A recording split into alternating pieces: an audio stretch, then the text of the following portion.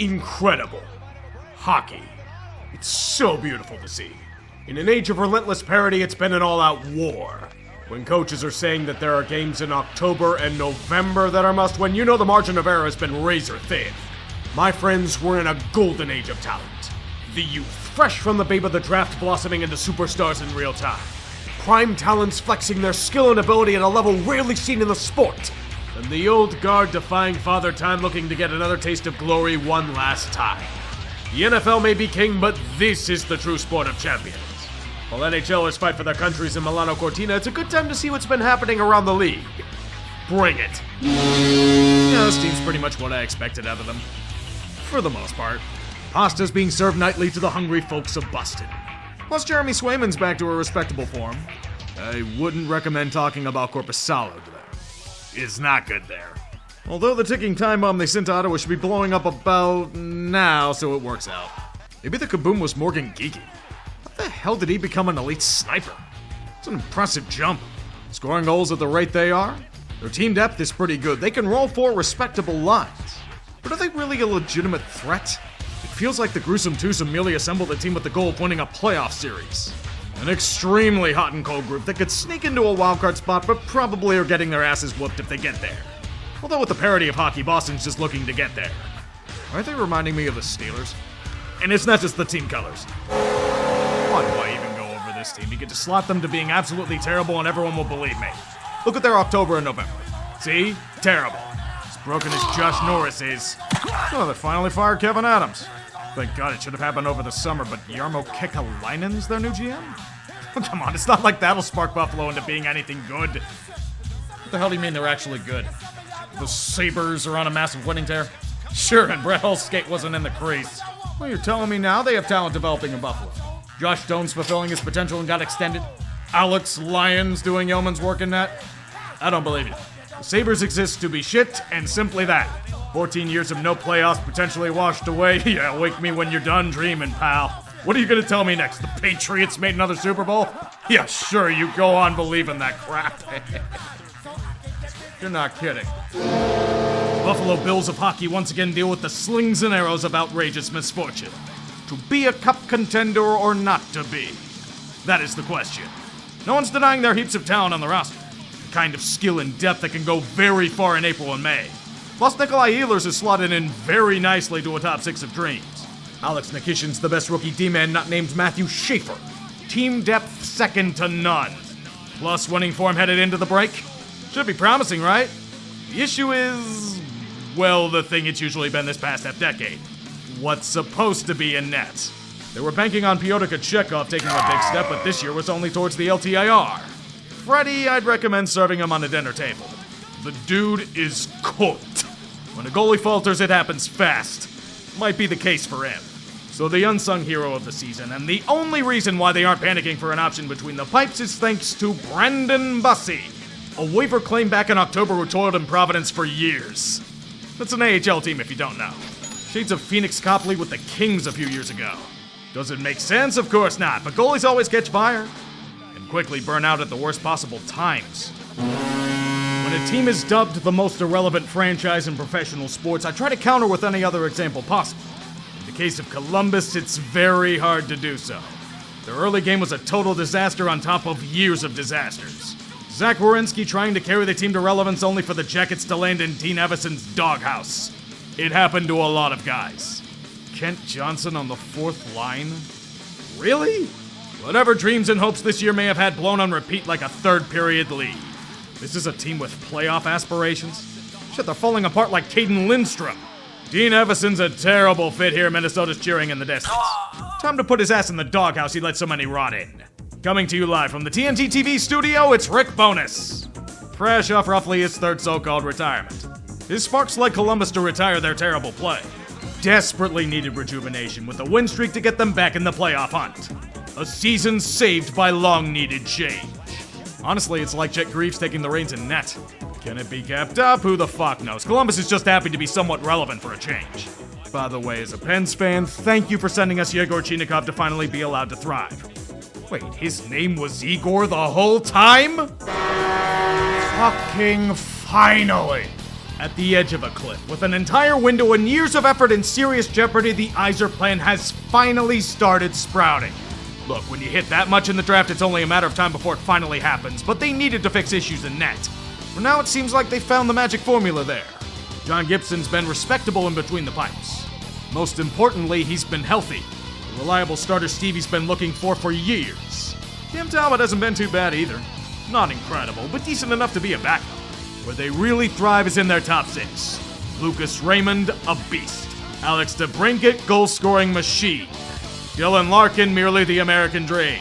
Even Patrick Kane and JVR holding their own in their mid-30s.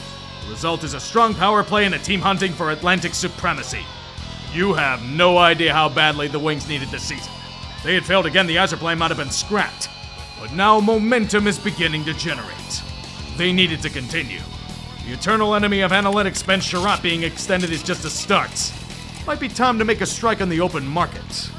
Got a lot of prospects to dangle. Well, the years of deep playoff runs tend to take their toll after a while. Florida, welcome to what every potential dynasty deals with. The hangover period. I knew the Kachuk and Barkov injuries were going to affect them, but like this? Ramoshan can turn back the clock all he wants. It's an increasingly fruitless endeavor. Trying to replace the lost stars and shedding talent to free agency has been unsuccessful, mostly due to even more injuries. Looking right at Seth Jones. Shit, E2 Lusterinen was out for a bit due to a barbecue accident. Kachuk is back, but the only noise they're making are cheap shots by Evan Rodriguez. And even then, that's not the biggest concern. Officer Bob got into the donut supply and has returned to early Panthers form. That's not good. It's almost as if Sergei saw his Hall of Fame resume and said, you know what, I'm fine. Florida certainly is not. They may not have a chance to defend their title. And even worse, their first round pick is Chicago property in an unbelievably deep draft. Wait a second, it's magically revealed their first rounder's top 10 protected. How convenient. Sometimes it simply takes time for a rebuild to bear fruit. Montreal had a taste of relevance last season. This time they're looking for extended intimacy with Lady April. The talent that's emerged from the ashes is second to none. Caulfield, Suzuki, Slavkovsky showing first-round talent. Ivan Demidov's as good as advertised. Lane Hudson and Noah Dobson dominating on the back end. A team that pulls comeback victories out of their ass. Boasting solid forward depth and the ability to score at will. Which has only been added to with Philip Deneau and Alex Texier. Things are riding high with even more riches on the way from the farm. Yet there's a growing tumor that could ruin their plans. Good news, Montreal, like a lot of teams in the league, you also have goalie issues. Sam Mountainbow stumbling down the mountain and is near unplayable at this point. Jakub Dobesh had a hot October, but guess what? They burned him out and now he's Swiss cheese in net.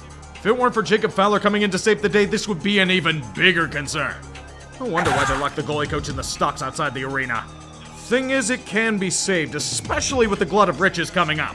There's a reason why a bunch of Habs fans are hot and cold with Martin St. Louis. Joe Veleno on the power play? Is this NHL 17? Maybe that's why they begged for Alex Newhook to come back. At least Kirby Dach's healthy for now? I remember when this team had hope. That 13-4 start to the year, such an innocent time. The flash, the pizzazz, the huge splash for Timo Meier. The Devils have chosen to mirror that Meier trade. A gigantic shitload of disappointment and nothingness. And that's a generous assessment. There are many things that New Jersey struggles with. Like goal production. And team health. The Devils? Injury woes? Say it ain't so, bro. Curse like Jack Hughes suffering a hand laceration that took him out for weeks. At a team dinner. Before you ask his brother Luke's hurt in solidarity. That or putting pucks in his own net. Everything else is simply going to shit. Goaltending is inconsistent. Team depth is non-existent. Dougie Hamilton's going out of style like the Dougie. A healthy scratch earlier in the year and his days are numbered in Newark. 9-0 ass beatings on repeat. Like last season, the fault lies squarely at the feet of Tom Fitzgerald.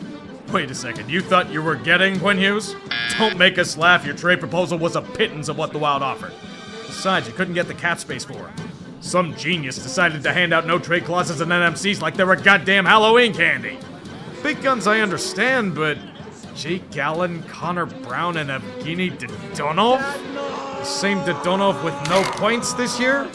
Can this fucker get insta-fired yet? Sometimes to get back to fighting form, all you need's a little luck. It may come in a trade, it may come in the draft. Speaking of that, Matthew Schaefer. No luck there. The #1 pick has been a revelation in his rookie year. Franchise upside? The dude's a franchise defenseman right now. Who needs Noah Dobson? Seriously, Emil Heineman's emerged as a quality top 6 forward here too. This might be Anders Lee's final ride here, you have to make it count. Hey, the more you can laugh at those snobs in Manhattan, the more enjoyable it will be. This is Ilya Sorokin's world and we're merely living in it. The early game was pretty rough and the Owls fired their goalie coach due to it, but since then, impenetrable. Even Big Save Dave's been sturdy behind him. Primary reason why the Owls are squarely hunting for the William Jennings and the playoffs. Yet they need more. Kyle Palmieri's out for the year with a torn ACL and his big shoes need to be filled. Andre Palat and Carson Soucy are a start, but I wonder what they can do with their prospect riches. Some high-quality hockey trades, perhaps? Trials and tribulations of all my Rangers have truly reached a higher echelon. Last year was merely an appetizer to the carnage and mayhem rotting New York from within. All of Sully's stubborn approaches and Drury's half-baked roster building can't save them from going to rags. MSG may as well be prison with how god-awful their home record has been. As the fandom calls for Chris Drury to be fired out of a cannon in Yonkers, the Rangers themselves have been shot out of their own cannon. Right into a brick wall of injuries. Adam Fox and Igor Shestyorkin have fallen victim to long stays in the infirmary. Years after a deep rebuild, it's been revealed a need to be stripped down to the core again. Attempts to correct course with healthy scratching Mika have done nothing. Captain JT Miller gets a golden parachute on the US Olympic team as the 5-alarm fires spread. Then the letters came out from Drury Lane itself. The Rangers would be doing something. Don't say rebuild though. Retool maybe with DeWaltz. Who can they even sell with all those NMCs? Makes as much sense as Connor Sherry still being Sully's pet. He's hurt too. Instead, the Rags will elbow their fandom rampy style. Artemi's off to LA for literal pennies on the dollar. The circuses have been cancelled. And now they're out of bread. Fear for your life, New York. I wouldn't look at how Kreider and Trouba are doing in Anaheim. Or how the Pens are doing this year. For all of your sakes. I was told the Senators had staying power. I was told their young core would be taking serious strides in spite of their lack of offseason moves. He did have a point, to be fair. Until December. Senators are way too damn streaky to have any faith in whatsoever. Sure, streaky teams can find fire, but they usually aren't better off having a cardboard cutout of a goalie in net. All those resources and all that time into investing in netminders, and they still have no one that can make a damn save. Linus Ullmark's had a wily coyote off a cliff-style fall. And that was merely on the ice. He took an extended leave of absence in December for personal reasons, which may or may not be due to rumors spread on Twitter. The Evi Marilainen was a godsend last year. Nowhere close to it this time, he's a mess too. The worst team GSAA in the damn league. They're down to James Reimer back there. It's fucking dire. Calamity that could damn well derail their entire season. Everything else has been solid though, minus the Brady Tkachuk injury for a bit, but panic's more than set in. Their situation's mission critical. I mean, it's not as if this is the year you were forced to give up your first round pick to Dorian's final fuck you to Vegas. Man, that would just be another insult on top of it. I have to say, on behalf of the rest of the Metro, the Flyers continuing to be uninspired Drek is highly appreciated. Phillies brass talks about a rebuild these past few years. You built nothing! You're stuck in second gear while the rest of your division leapfrogs over you and back multiple times over. They had 4 wins all of January. With how tight the East has been, any hope of a season's gone in a damn flash. Not to say there hasn't been good here. Trevor Zegras back to his old form, an outstanding buy over the summer. Christian Dvorak bounced back to and was extended for it. Can their Renaissance do anything for whatever's supposed to be in net? The only fucker that can use his glove back there is Dan Vladar. He's been hurt for a chunk of the year. Otherwise, it's what flavor of sieve you'd like to see. The Russian or the Swedish kind. I remember when Flyers fans had hope for Samuel Ersol. That's gone the way of Sean Couturier's talent after his major injury. Or whatever's supposed to be Garnet Hathaway these days. Sheesh. I'd say things would hopefully get better, but now you have tensions brewing between Matvei Mishkov and Rick Tocchet. The head coach isn't happy with Matvei's effort on the ice. Although Flyers fans may say the same about Tocchet these days. They're trading Mishkov at depressed value soon, aren't they? Sounds about right for this franchise. So they're not tanking for McKenna? Penguins are in playoff contention? Huh. Who would have thought that the key to their success was, wait for it, getting rid of a long-stale coach and pivoting organizational philosophy? If only a few other teams in the city could fucking understand! sorry. Got ahead of myself. Just have one question. Does Sidney Crosby age? Like, ever? The dude's still elite at 38. Shit, Malkin's playing like he's 10 years younger. Kyle Dubas might have cooked this offseason. Their so-called temporary free agent signings have been all but booms. Igor Chinakov's been a revelation alongside Evgeny. And Ben Kindle? He's in rare air as a pick outside the top 10. Ben might be a home run. He even got out of Tristan Jarry's contract for Western Conference Tristan Jarry. And a few other pieces. Their power play's incredible for the first time in years. Pens can roll 4 lines. Sure, their defensive net minding is chaos. They can't win a shootout if their lives depended on it, and I'm scared shitless every time they get a multi-goal lead, but this is fun. I miss feeling like this about the Penguins. But it's a quandary. Is this legit or a flash in the pan? Either way, seismic changes will be coming. The stench of Boston is gone. FSG has cashed out to the Hoffman family, securing a nice profit in the process. Time will tell if this family will run the Pens, but a word of advice. Don't listen to anyone named Nutting. Trust us. It seems the rumors of the Lightning's demise have been greatly overstated. The adults of the Atlantic might be back. Kucherov's making a run for another Art Ross, and Jake is still baking, but simply looking at their record and incredible run of recent form doesn't tell the whole story. Tampa Bay's been dealing with the injury bug in the worst way, particularly on defense. Note that Victor Hedman, Ryan McDonough, and Eric Chernak were out for significant stretches at the same time. They've been succeeding with the back end of Darren Radish, JJ Moser, and Charlie-Edouard Dastu. Damn shame that Dastu's currently hurt, but Moser's been rewarded with a very rich extension. Plus, Darren Radish is having the breakout of all breakouts.